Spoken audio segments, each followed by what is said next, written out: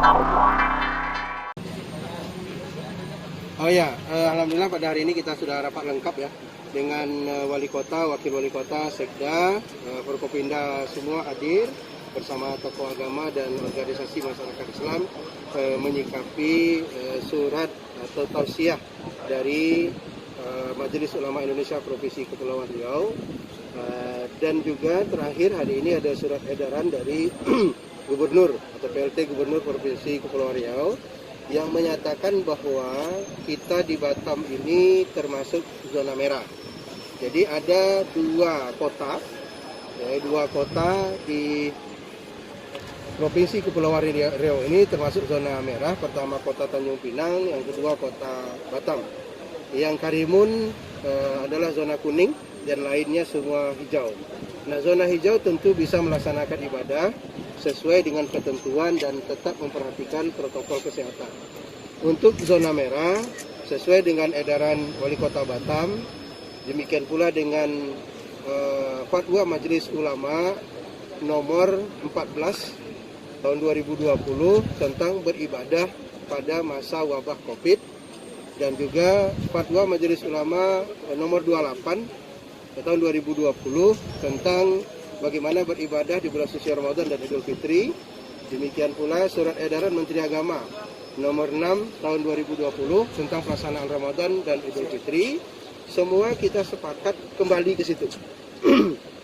Kembali kepada Fatwa Majelis Ulama Indonesia dan juga kembali kepada surat edaran Menteri Agama nomor 6 tahun 2020 tadi, dan juga surat edaran Wali Kota Batam nomor 40 tentang apabila terjadi di satu daerah itu zona merah, maka beribadah semua dilaksanakan di rumah. Dan itu sepakat oleh Forkopimda, sepakat seluruh ormas Islam. Dan kita di Batam tidak ada membedakan daerah hinterland maupun mainland. Jadi semua sama. Walaupun sebagian mengatakan wah hinterland kan masih kawasan hijau. Ya, tapi kita tidak bisa mengklaster orang Batam tidak ke pulau. Karena orang pulau itu banyak juga kerja di Batam. Kan gitu. Nah, ini yang kita antisipasi dan kita lebih baik menjaga atau berhati-hati.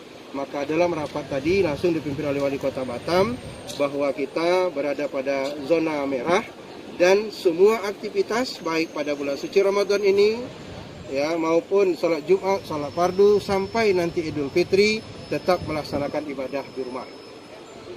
Ya, jadi itu intinya. Seperti itu. Untuk ibadah dan lain lagi, ya, Pak? Untuk ibadah di rumah, kalau Idul Fitri sudah langsung ada tuntunan fatwa dari Majelis Ulama Indonesia Pusat nomor 28 tahun 2020 tentang kaifiat atau tata cara melaksanakan sholat Idul Fitri di rumah. Nah, jadi bisa dilaksanakan baik itu secara sendiri maupun secara berjamaah. Secara sendiri tentu tidak menggunakan khutbah, tapi kalau secara berjamaah lebih dari 3 atau 4 orang bisa ada khutbah ya di rumah masing-masing. Jadi kaifiat dan tata cara itu sudah diatur oleh Majelis Ulama Indonesia dalam Fatwa nomor 28 tahun 2020. Insyaallah masyarakat Batam itu sudah kita edarkan dari ke semua tokoh-tokoh dan ormas supaya menyampaikan baik itu melalui media dan lain sebagainya. Harapan kita tentu tadi semua begitu Syawal ini insya Allah mata rantai penyebaran virus COVID ini bisa kita selesaikan. Juga dalam surat edaran Menteri Agama nomor 6 tahun 2020 untuk silaturahmi atau halal bihalal ditiadakan pertemuan fisik, silakan melalui media sosial. Gunakanlah media sosial untuk bertegur sapa, untuk bersilaturahmi. Itu disebutkan di dalam edaran Menteri Agama nomor 6 tahun 2020. Nah, tadi dengan Forkopimda terutama TNI Polri dan juga dengan tim gugus semuanya kita masih tetap terus bekerja ya, menyisir, mendatangi, bersilaturahmi rumah-rumah ibadah terutama masjid di bulan suci Ramadan ini masih melaksanakan sholat tarawih dan sholat fardu untuk kita berikan edukasi. Nah, termasuk juga yang melaksanakan sholat Idul Fitri nantinya, karena sholat Idul Fitri itu kan biasanya orang ramai ya, sangat tidak terbatas. Itu yang kita khawatirkan terjadinya kontak dan itu sangat berpotensi terjadi penyebaran virus corona ini. Maka kita tadi sepakat untuk dalam himbauan mungkin hari ini juga akan dibuat edaran perkuat lagi oleh edaran Wali Kota Batam tentang bagaimana ibadah di zona merah dan juga untuk melaksanakan Idul Fitri. Jadi kalau ada masjid-masjid atau rumah ibadah yang melaksanakan, kita minta kerjasama masyarakat untuk aktif melaporkan kepada tim gugus COVID-19 untuk bisa kita antisipasi. Tapi edukasi ini terus kita lakukan. Ya, dalam bulan suci Ramadan terus kita lakukan kepada masyarakat, baik itu tim gugus kota, kecamatan, gabungan kita dari Kementerian Agama, Kota Batam, camat dan juga TNI Polri. Nah, takbir keliling ditiadakan, ya karena itu juga berpotensi mengumpulkan orang banyak. Maka sudah kita putuskan tadi takbir keliling ditiadakan, sholat Idul Fitri juga ditiadakan, sholat di rumah masing-masing.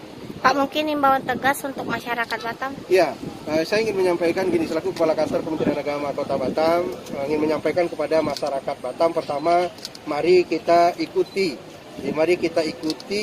arahan dari pemerintah dan Majelis Ulama Indonesia, ya pusat, dalam ketentuan bahwa zona merah untuk beribadah tetap di rumah. Yang kedua adalah mari kita disiplin diri, ya disiplin diri untuk menjaga kesehatan, pakai masker, rajin cuci tangan, jaga social distancing dan physical distancing dimanapun kita berada. Itu salah satu cara kita untuk memutus mata rantai COVID ini. Dan yang ketiga, mari kita bersilaturahmi melalui media.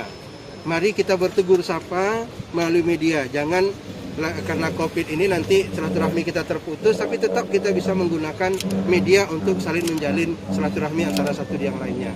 Dan yang keempat, kita harapkan COVID ini, badai ini segera berlalu di Kota Batam dan bisa kita hidup normal sebagaimana biasa. Itu harapan kita. Pada begitu masuk bulan Syawal nanti, semua ini bisa kita selesaikan.